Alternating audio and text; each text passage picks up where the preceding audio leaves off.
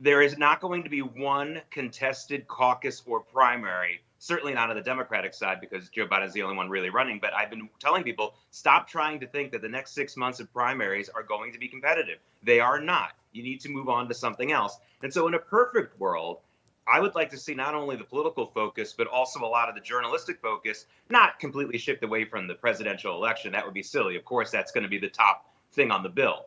But I would like to see more emphasis on these congressional races. They're so important. We have a Senate and a House that are both razor thin in majority minority balance.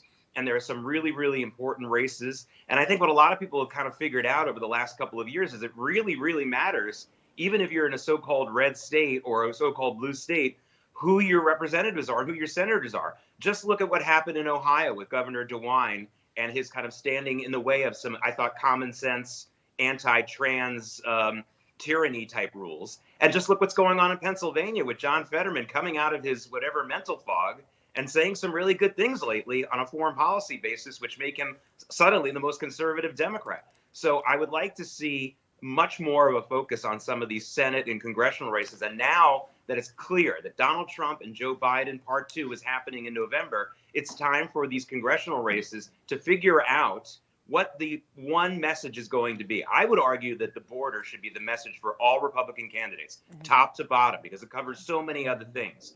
But, you know, they don't have to take my advice about that. They should. But that's one thing I'm noticing.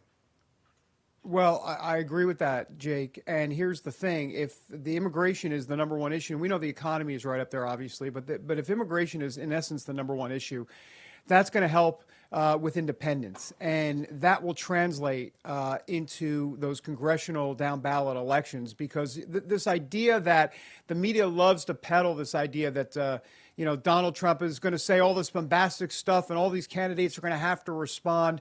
You know, ultimately, Donald Trump is actually resonating with independents for two reasons. One, on the border because of that issue, but also because Joe Biden has been woefully horrible with independents.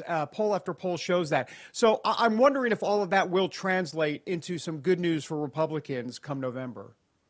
Well, if this were a normal situation pre-2020, where elections really could be swung by winning over independents and getting some people to swing one way or the other, as far as, you know, maybe, for example, you know, Donald Trump captured a significant percentage of people who voted for Barack Obama in 2012, voted for Donald Trump in 2016.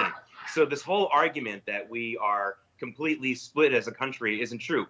But David, here's the problem. I am much more worried, as I was in 2020, about the logistics of the election. Another reason why the board be the focus for the Republicans, because the issue here is the border, again, affects the economy, it affects crime. It's obviously also a foreign policy issue. But this massive influx of God knows how many hundreds of thousands of people crossing the border in the last few months will cause logistical problems for the infrastructure of this election. It's going to be much easier for the Democrats to ballot harvest. It's going to be much easier for them to pull off a lot of shenanigans because of all the extra bodies in our country right now. And God knows where they're going.